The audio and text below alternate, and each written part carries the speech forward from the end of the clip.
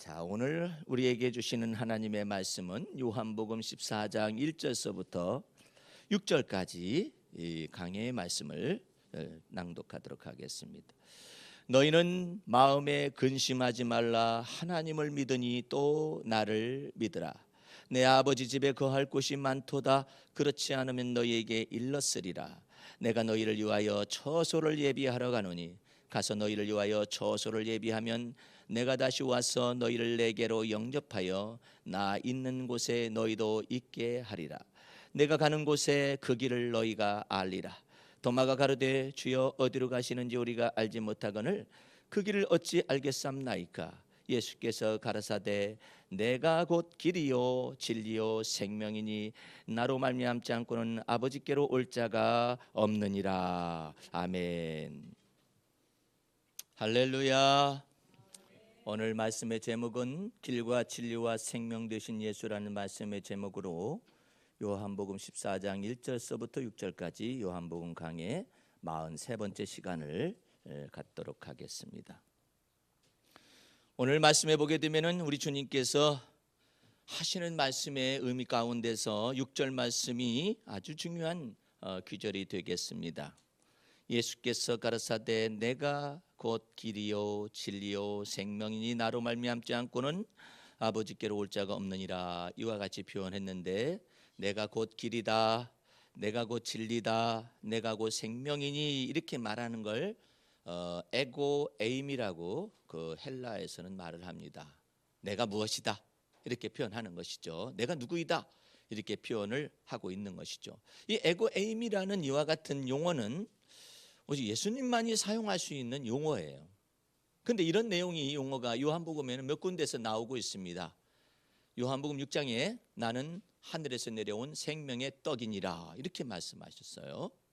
또한 요한복음 11장에도 그 9장의 말씀에도 내가 곧 생명의 빛이다 이렇게 말씀하셨어요.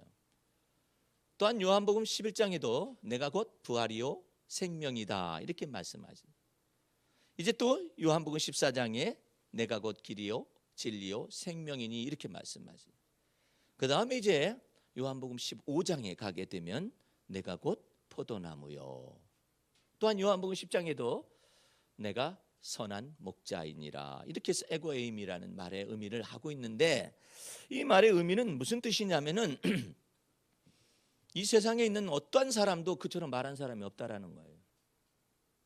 내가 곧 하늘 아버지께 이르는 길이며 내가 곧 영원한 생명이며 내가 곧 진리다라고 표현하는 사람은 없어요. 아마 이것이 진리일 것이다라고 외치는 선생은 있었을 수도 있어요. 석가모니도 이것이 바로 세상에 헛되고 헛된 이 모든 것들이 인생무상이라든지 이와 같은 것들에 관하여서 인생은 모든 업보를 통하여서 그 죄업을 담당하다가 인생을 끝마칠 것일 수밖에 없는 것이기 때문에 하면서 그와 같은 내용을 얘기할 수는 있어요. 그러나 여러분들 겸손해지려고 노력을 해야 한다라고 표현하는 사람은 있습니다. 겸양지덕의 말을 하기도 하고 그런 내용이 있어요. 공자나 맹자나 노자나 순자나 이와 같은 사람들 통해서 수많은 도덕경을 갖다 듣기도 하잖아요. 그러나 나는 마음이 온유하다라고 말하는 사람은 없어요. 그렇죠? 나는 마음이 온유하다고 말하는 사람이 어디 있어? 찾아볼 수 없어요.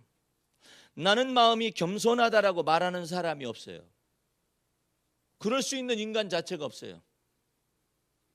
나는 길이요 진리요 생명이다라고 말할 수 있는 사람은 더욱이 없습니다. 더 놀라운 것은 이미 여러분에게 말씀드렸다시피 나는 부활이다라고 말할 수 있는 사람이 어디 있겠어요? 나는 부활이다. 나 오늘 아침에 제게 온 메일이 무엇이 있는가 살펴보다가 깜짝 놀랐어요. 어떤 사람이 한 번도 그런 사람의 메일을 받아본 적이 없거든요. 어떤 사람이 많이 보내는 메일 가운데 저한테 왔겠죠. 어떻게 메일의 주소를 알아서 왔는지 모르겠는데 자기는 이 세대의 영원한 참목자이라는 거예요. 그렇기 때문에 기존에 있는 모든 목회자들은 자기가 6,000년 전에 예비된 참목자이기 때문에 자기한테 와가지고 말씀을 배워야 한다라는 거예요. 그래서 초청장이 날아왔어요. 별난 사람이 다 있어요. 예?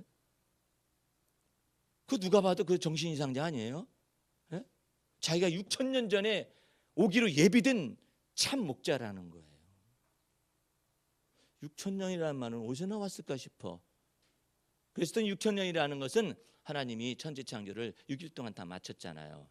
그래서 6,000년 동안의 역사가, 지구 역사가 나타나지고 그 하루를 갖다가 1,000년으로, 하나님은 뭐 1,000년이 하루 같고 하루가 1,000년 같으니까 6,000년의 역사가 맞춰지는 이 시점 속에서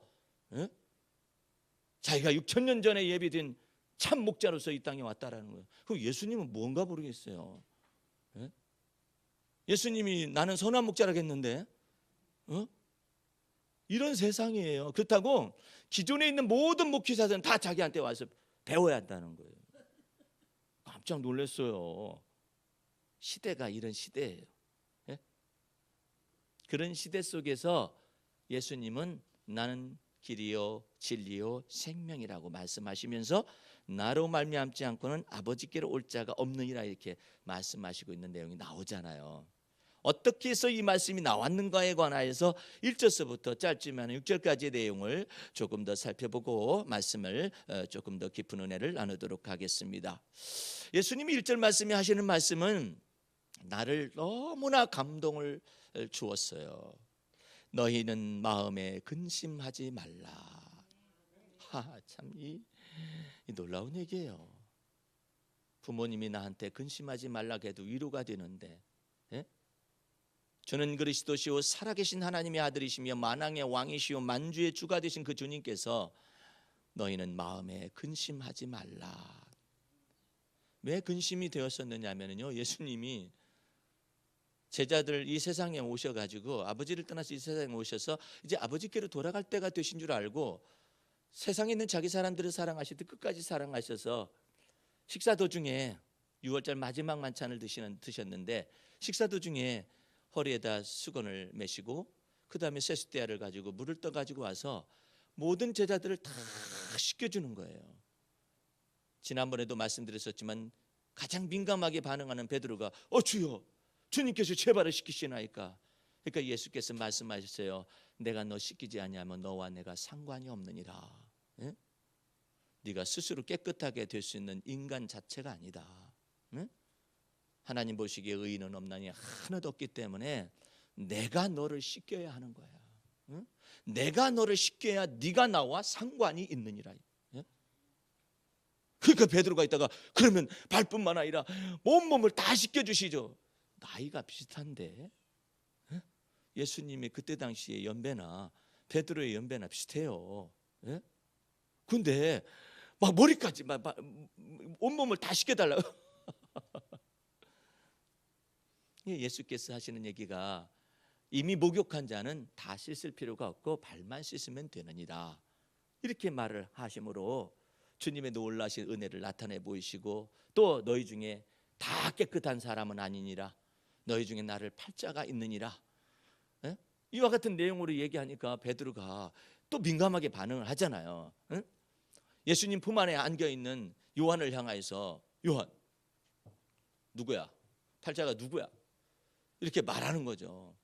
요한은 성질이 개떡 같아가지고 예수님이 품 안에다가 이렇게 딱 이게 안겨놓고 그 제자 양육을 하고 있어요. 요한은 성질이 너무나 급해요. 예?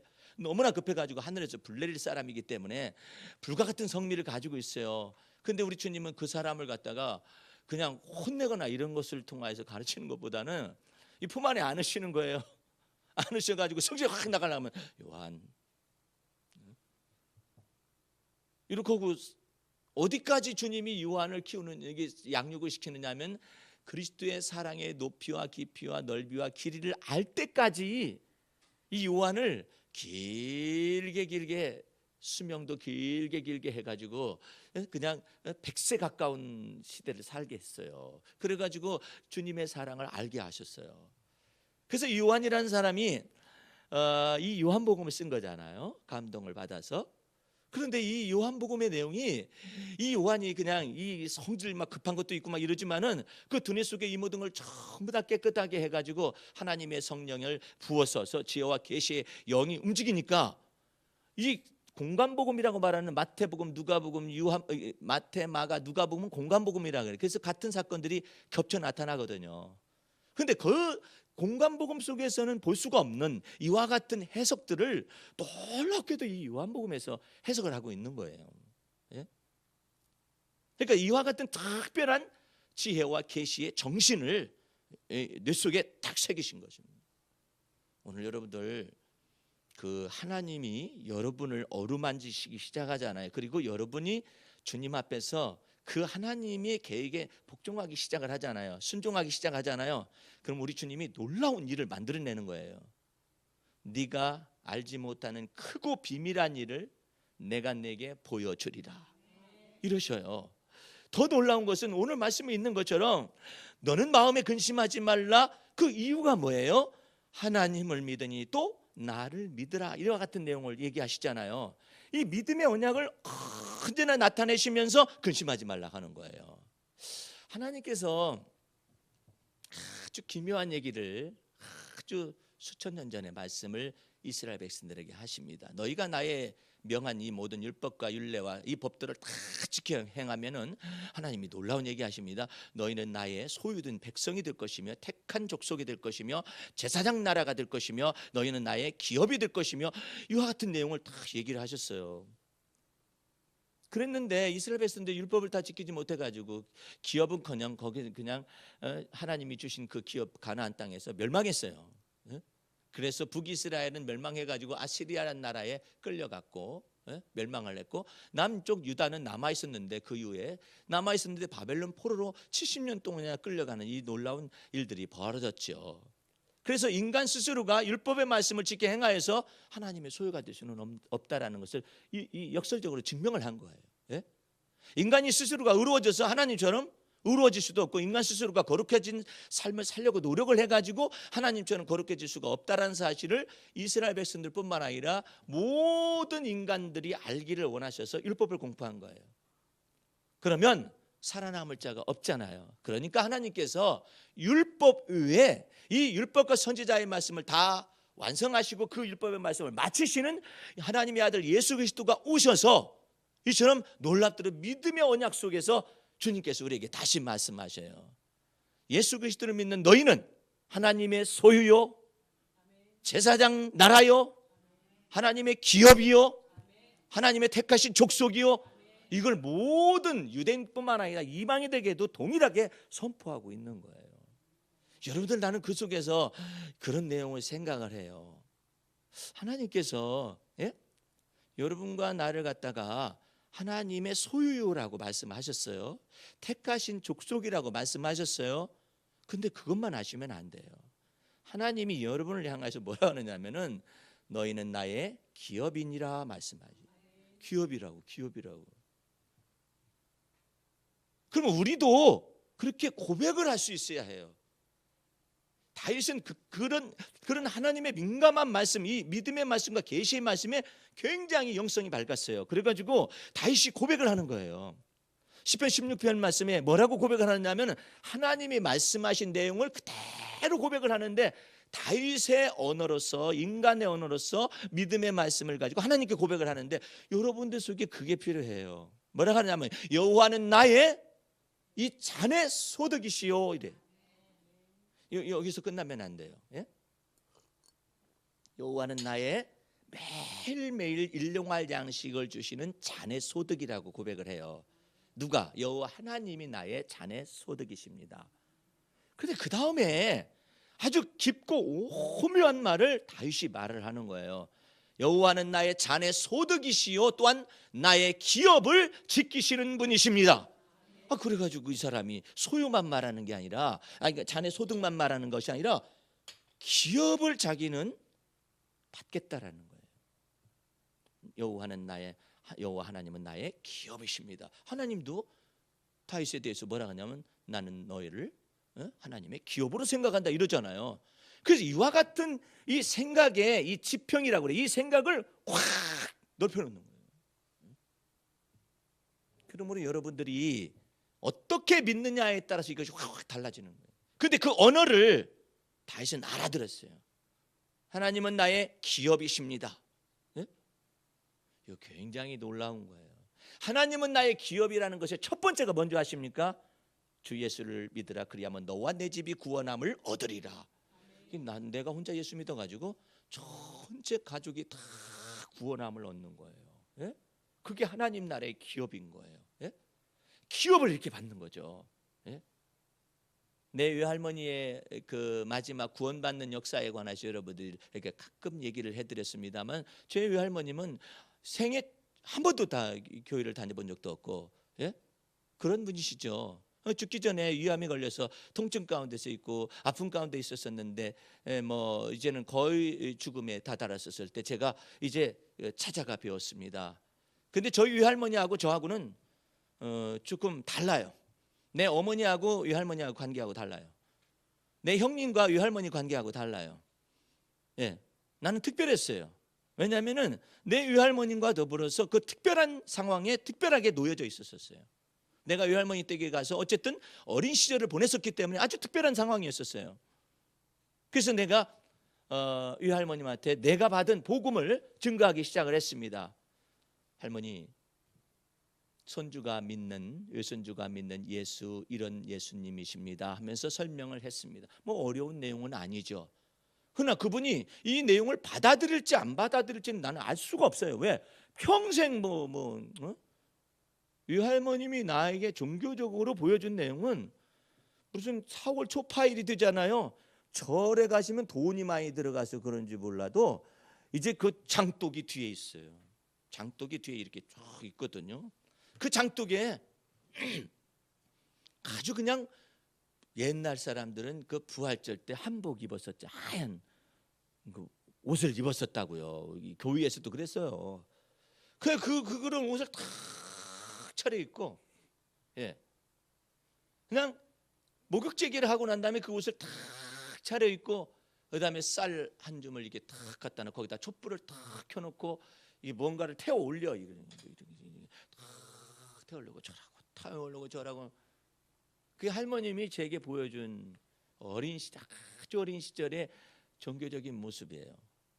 내가 이 한국 교회 속에뿐만 아니라 이 한국의 종교적인 이와 같은 내용이 무엇인가를 논문을, 박사학위 논문을 썼습니다만, 그 내용 속에서 내가 다 들어가고 난 다음에 아하, 우리 외할머님이 무속적인 제사장이었구나. 무당은 아니지만 그냥 제사장인 거예요. 그냥 자기가 제사 드리니까 제사장이지 뭐. 예? 거기서 불로 태워 올리고 말해요. 복을 막 기원하고 막 이러잖아요. 그러신 분이 복음을 받아들일 수 있을는지 아무도 모르잖아요. 그러나 나는 수년간을 기도해 왔었어요. 저희 아버님, 저희 어머님, 저희 할머니까지 예수 믿기를 위하여서 기도를 하나님 앞에 해오고 있었거든요. 왜? 하나님이 말씀하셨잖아요. 주 예수를 믿으라 그리하면 너와 내 집이 구원함을 얻는다 했는데, 그게 1차적으로 기업인 거예요. 기업. 하나님이 주시는 기업을 우리에게 이렇게 나타내시는 것이죠. 그래서 예수를 전했습니다. 그런데 그 외할머님과 위암으로 거동도 하시지도 못하고 곧 오늘날 하고 있는데 교회 나오라고 하면 되겠어요? 그게 이상하잖아요.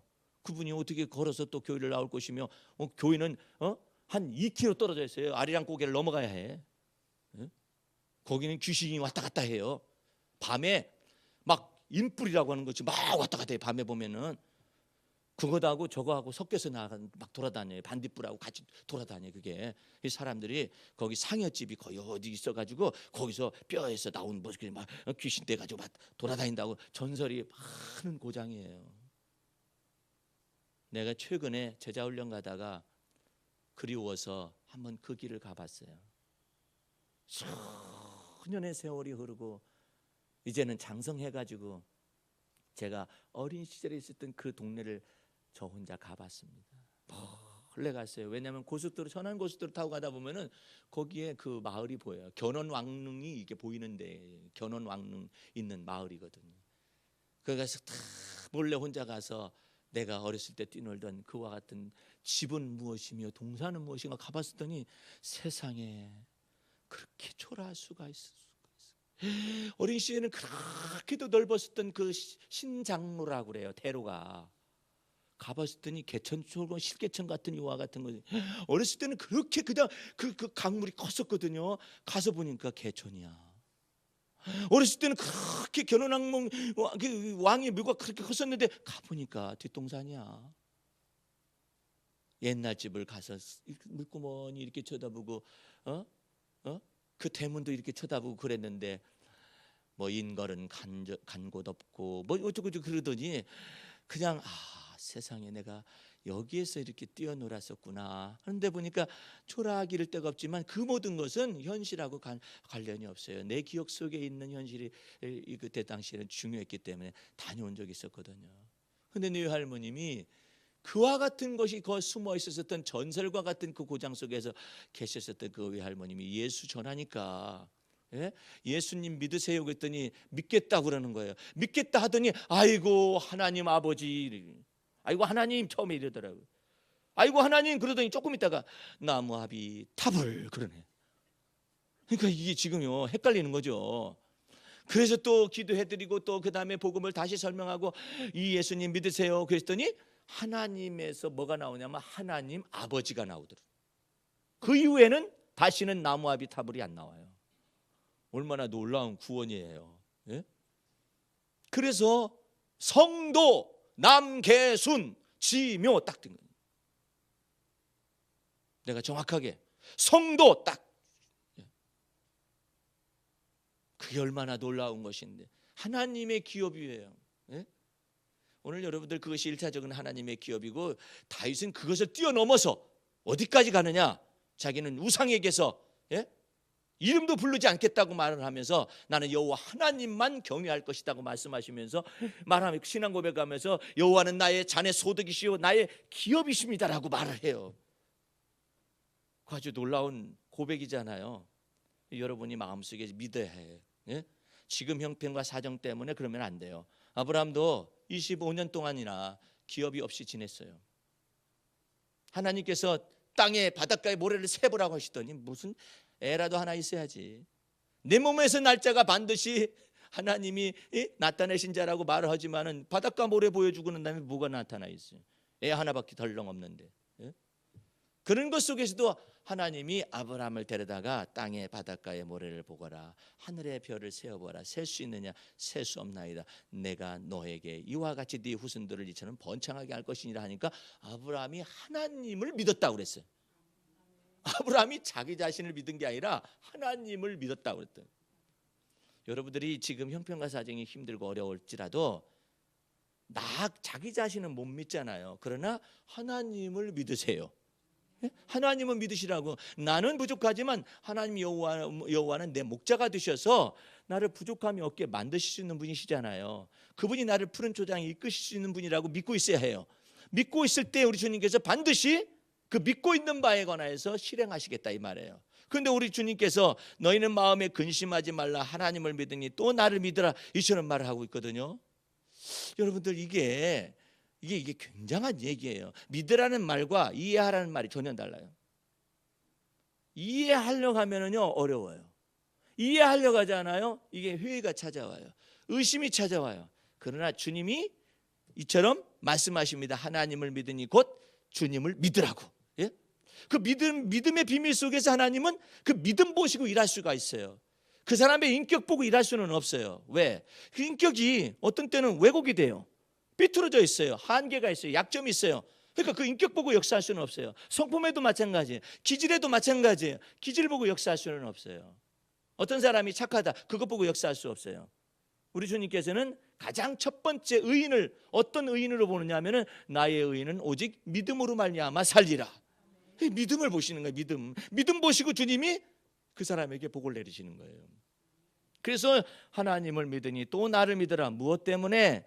내 아버지 집에 거할 곳이 많도다. 그렇지 않으면 너희에게 일렀으리라. 내가 너희를 위하여 처소를 예비하러 가노니 가서 너희를 위하여 처소를 예비하면 내가 다시 와서 너희를 내게로 영접하여 나 있는 곳에 너희도 있게 하리라. 처소를 예비하시겠다고. 처소를 예비하시고 여러분과 나를 위하여서 처소를 예비하신다. 여러분들 놀랍지 않아요? 처소를 예비한다. 네? 인간은요 천년왕국이라는 것을 성경 속에서 말씀하시는데, 그것은 이 지구 말고 또 다른 위성이 있다라는 거예요. 천년왕국이니까. 예? 인간은 인간인 거예요. 인간은 하나님이 아니에요. 인간은 천사도 아니에요. 그런데 천년왕국을 얘기하고 계세요. 예? 처소를 예비하시겠다고. 예? 거기는요 나이가 몇백 세가 됐잖아요. 그건 어린아이에 불과하다라고 말을 해요. 예? 천년왕국이기 때문에. 그래서 주님께서 이 처소를 예비하시되, 무슨 처소를 예비하시느냐, 잘 알아들으셔야 해요. 새 하늘과 새 땅을 준비하시는. 과학자들은요 이걸 찾으려고 애를 쓰고 있어요. 어딘가에 이 성경에서 말하는 새 하늘과 새 땅이 어디 있을까? 은하수 저편에 있을까? 어딜까? 이렇게 생각들을 하고 있거든요. 그러나 하나님은 인간이 생각할 수가 없는 놀라운 곳에 새 하늘과 새 땅을 준비했다고 그러잖아요. 아니, 생각을 해봐요. 그냥 새 땅을 준비했다고 하면은 무슨 위성인가 보다 생각하잖아요. 근데 그게 아니라 이 처음 것이 다 지나가게 하시고 새 하늘이 있다니까. 그 다음에 새 땅이 있다잖아요. 그 속에서 이 많은 시편의 기자들은 이렇게 하나님을 노래합니다. 하늘의 하늘보다도 높이 계신 하나님, 이렇게 그 찬양을 해요. 하늘의 하늘보다 높이 계시다라고. 얼마나 놀라운 얘기예요. 그 속에서 우리 주님께서 내가 새 하늘과 새 땅을 준비하러 가노니 너희를 준비가 되면 너희를 갖다가 데려와서 영접하여 줄 것이다, 이렇게 표현하고 있잖아요. 그래서 천년왕국을 갖다가 우리 새 하늘과 새 땅 우리 주님이 딱 준비를 해주고 난 다음에 이제는 제레미야에 오실 거 아니냐 이 말이죠. 제레미야에 오신다고. 그런데 그 길을 도대체가 알 수가 없다 이거죠. 그래서 도마가 묻습니다. 도마는 아주 합리적인 사람이에요. 의심도 많아요. 5절 말씀에 도마가 가로되 주여 어디로 가시는지 우리가 알지 못하는 것을 그 길을 어찌 알겠삼나이까. 그러니까 예수께서 가라사대 내가 곧 길이요 진리요 생명이니 나로 말미암지 않고는 아버지께로 올 자가 없느니라. 오늘 여러분들 이 말씀 속에서 무엇에 눈을 떠야 하냐면은 예수님께서 내가 곧 율법이요 내가 곧 선지자의 말씀이다 이렇게 말을 하잖아요. 그러면 다 죽어요, 우리 모두가. 근데 우리 주님께서 그처럼 말씀하지 않아요. 내가 곧 길이다. 예수께서 곧 길이라는 거예요. 어디에? 아버지께로 다다를 수 있는 길이라는 거예요. 하나님의 길이라는 거예요. 네? 그 길을 다다를 수 있는 길은 오직 예수 그리스도 외에는 없다라는 거예요. 왜? 예수께서 세상의 모든 죄악을 전체를 짊어지시고 갈 하나님의 어린 양으로서 이 땅에 오셨다가 죽었다가 또 부활하실 거 아니에요. 부활하셔서 그 길을 보여주겠다라는 거 아니에요. 그래서 예수께서 친히 내가 곧 길이요, 오직 예수 그리스도 안에서만 길을 열어주시고, 어디의 길이냐? 생명나무에 이르는 길을 드디어 여신다는 거예요. 그 문이 어디에 닫혔었느냐 하면은 에덴 동산에서 닫혔었어요. 에덴 동산의 각지 중앙에 생명나무와 그 다음에 선악을 알게 나무가 이렇게 있었거든요. 그랬는데 하나님께서 아담에게 말을 했어요. 생명나무에 이르는 길과 그 다음에 선악을 알게 하는 나무의 실과에 이르는 길을 다 열어놓았는데 절대로 선악을 알게 하는 나무의 실과를 먹지 말아라, 먹으면 죽는다, 이렇게 말했었는데 인간이 마귀의 꾀임을 받아가지고 하나님과 같이 되기 위하여서 선악을 알게 하는 나무의 실과를 먹음으로 말미암아서 죄가 들어왔고, 죄로 말미암아 사망이 들어왔으며 사망으로 말미암아 사망의 세력을 잡은 자 마귀가 이 세상의 왕노릇을 하게 된 거예요. 그러자마자 하나님께서 어떻게 했느냐면은 창세기 3장에 어떻게 했느냐면 하나님께서 두루 도는 화영검, 이게 막 검이 있는데 막 두루 도는 화영검이니까 막 불이 막 있는 이런 화영검 이 천사를 거기다가 딱 지켜놓고 생명나무의 길을 막았다고. 그 막은 생명나무의 길을 이제 드디어 하나님께서 예수 그리스도를 통하여서 그 길을 여신다 이 뜻이에요. 할렐루야. 그래서 내가 곧 길이요 생명이니라 말씀하시는 거예요. 이제 하나님께로 갈 수 있는 그 길을 예수 그리스도의 피권세와 능력을 통하여서 열어주신 거예요. 그래서 예수 전해야 하는 거예요. 예수 피권세를 여러분 마음속에 믿으셔야만 하는 것입니다. 교회만 다녀가지고는 언제 어떻게 거룩해진대? 예수 피의 권세와 능력을 마음에 믿어서 죄사함을 받고 예수 피의 권세와 능력을 마음에 믿어서 의롭다함을 받아서 하나님의 자녀가 되는 권세가 되니까 예수 피의 권세와 능력을 마음에 믿으면서 교회를 다니면 될 거 아니에요. 그렇죠? 그러니까 이와 같은 내용을 잘 알아야 한다고요. 아니 십자가 우편 강도 좀 보세요. 교회를 나간 적이 없잖아요. 예? 교회도 없었지만 그때 당시에는 예수님만 믿어서, 예? 십자가의 좌편 강도는 예수님을 막 욕한단 말이에요. 그런데 십자가의 우편 강도는 당신의 나라에 임하실 때 나를 기억하여 주옵소서 이랬다고. 당신의 낙원에 이를 때 나를 기억하옵소서. 예수께서 그 말을 받아가지고 이처럼 말씀하셨어요. 오늘 네가 나와 더불어 낙원에 이르리라.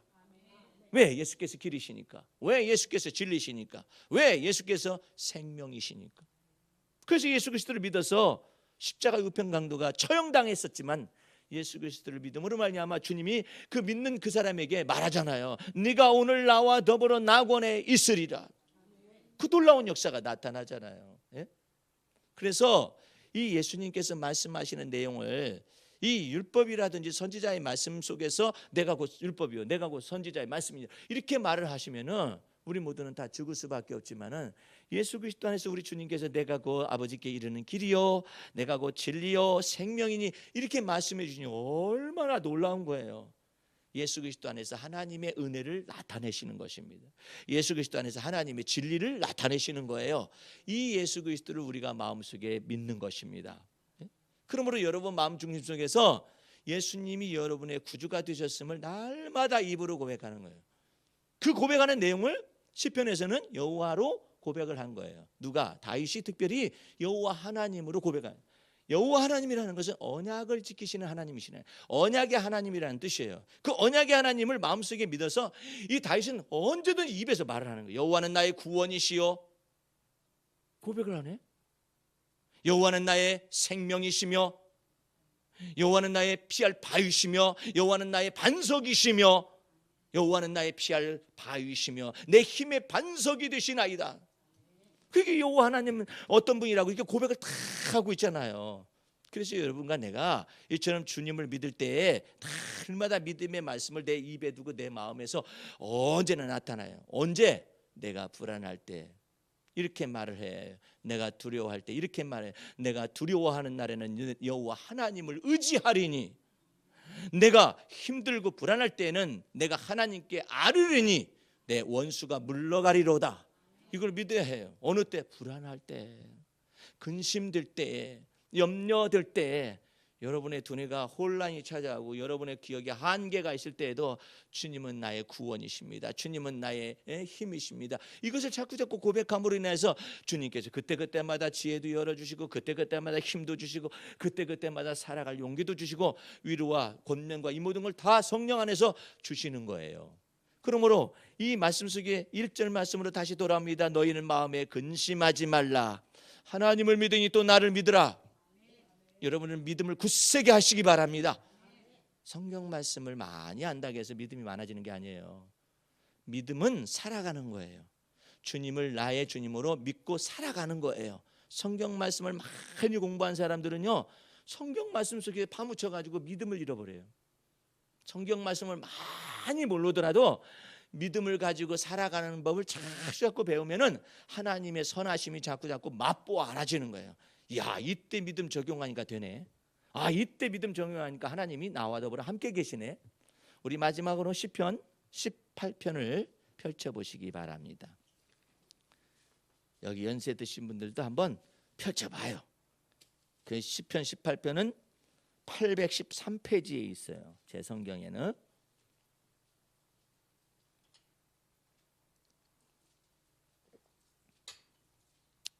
시편 18편. 그러니까 시편은 한 중간쯤 있어요. 812페이지, 813페이지인데 펴셨어요?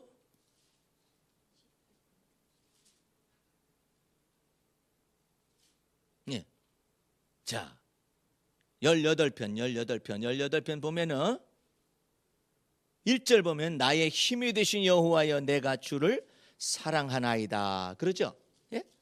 왜 그러느냐? 2절에 여호와는 나의 반석이시요. 신앙 고백하잖아요. 나의 요새시요. 나를 건지시는 자시요 나의 하나님이시요 나의 피할 바위시요 나의 방패시요 나의 구원의 뿌리시요 나의 산성이시로다. 이제는 30절 보시기 바랍니다. 하나님의 도는 완전하고 여호와의 말씀은 정미하니 저는 자기에게 피하는 모든 자의 뭐가 되어 주셔요? 방패가 되어 주시. 방패가 다. 예? 그래서 여러분들이 이걸 고백을 해요. 하나님은 나의 방패십니다. 예? 왜? 하나님은 정교하시기 때문에, 하나님의 말씀이 완전하시기 때문에 그 말씀을 의지하는 자는 하나님이 방패가 되어 주신다 이 말이죠. 31절 여호와 위에 누가 하나님이며 우리 하나님 위에 누가 반석이뇨. 이 하나님이 힘으로 내게 띠띠우시며 내 길을 완전케 하시며 나의 발로 암사슴발 같게 하시며 나를 나의 높은 곳에 세우시며 내 손을 가르쳐 싸우게 하시니 내 팔이 놋화를 당기도다. 여러분들 그 유럽 축구를 보게 되게 되면은 그 가운데 스페인 스페인 축구가 있는데요. 거기 보면 아주 조그만한 사람이 달리고 하면서 그 세계 최고의 그 수입을 올리는 선수가 있어요. 그 사람이 메시라는 사람이에요.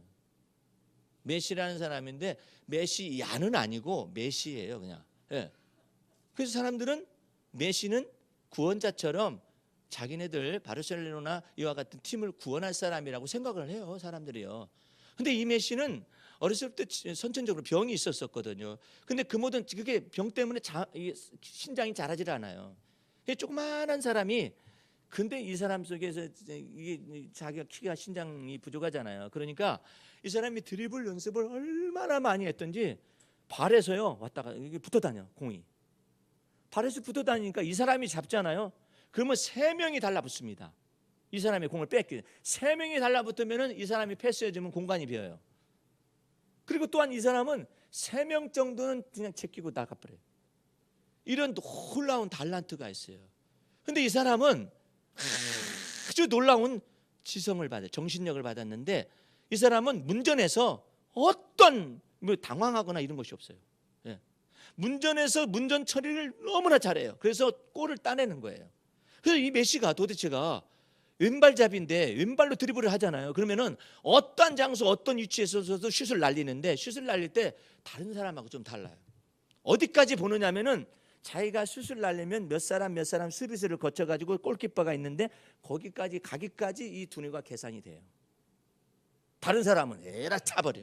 그러면은 막고 있는 사람한테 걸리거나 아니면 골키퍼한테 걸리거나 이러잖아요. 그게 뻔한 볼을 차는데 이 사람은 뻔하지 않은 볼을 차요. 왜? 계산이 거기까지 가요. 이 드리블을 하면서도 머리에 계산이 저기까지 가고 있어요. 그래가지고 많은 사람들이 막 등치가 크니까 세게 볼을 날리잖아요. 그러면 골키퍼가 다 대기하고 막거나 쳐내거나 이러잖아요.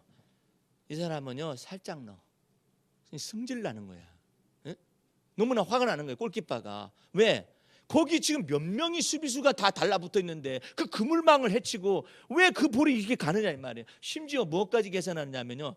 이제 프리킥이 있어요. 그래서 이제 메시가 찹니다. 그러면은 저 앞에서 담벼락을 치잖아요. 쳐가지고 있는데 메시는 어디까지 계산하냐? 그것을 사람 있는 대로 차요. 차면은 그 사람이 뛰어올라서 메시가 찬 볼이 저 위로 날아가지고 골키퍼 있는 데로 날아갈 거라 생각해서 뛸 거 아니에요? 뛰는 것 그 밑으로 넣어요. 그러니 이 사람이 계산이 철저한 거예요. 그 정신력이 거기까지 다 미쳐가지고 하기 때문에 무지막지하게 골문을 향해서 또 뭐 똥볼이라고 그러는데 그런 볼을 차거나 이런 사람이 아니에요. 철저하게 계산이 된 거예요. 낮은 볼, 높은 볼, 가마차는 볼 이런 것들이 계산이 되고 그러는데 그 사람이 한 가지 특징이 있어요. 언제나 골을 넣을 때마다 다 하나님께 다 영광을 돌려요. 메시가 교만한 적이 없어요. 교만하지를 않아요. 예? 근데 다 언제나 왜? 자기 주제를 알아요. 자기가 어떠한 가난한 환경에서 어떤 질병을 가지고 지금 이 집까지 왔으며 FC 바르셀로나 팀에서 자기를 유소년 때서부터 키워 올렸었던가 그걸 알기 때문에 떠나지를 않아요. 바르셀로나 팀을 아직까지 떠나지도 않는다고 이적을 하질 않아요. 그러니까 바르셀로나 팀에서 자꾸 대우를 해주는 거예요. 그래서 호날두를 제치고 1등이 됐어요. 수입에 있어서도. 근데 이 사람은 이와 같은 것 속에서 자랑을 하질 않아요. 예? 그런 놀라운 사람이래요. 근데 언제나 그저 하나님께 영광을 돌리잖아요. 그가 하나님은 나의 기업이라고 믿은 거예요. 할렐루야. 주님의 놀라운 은혜 아래서 주님을 믿는 믿음 안에서 살아가게 되면 주님이 반드시 여러분 속에서 주님이 계획하는 여러분이 알지 못하는 크고 비밀한 일을 하나하나 나타내실 것을 마음에 믿는 여러분과 제가 되기를 주의 이름으로 축원합니다.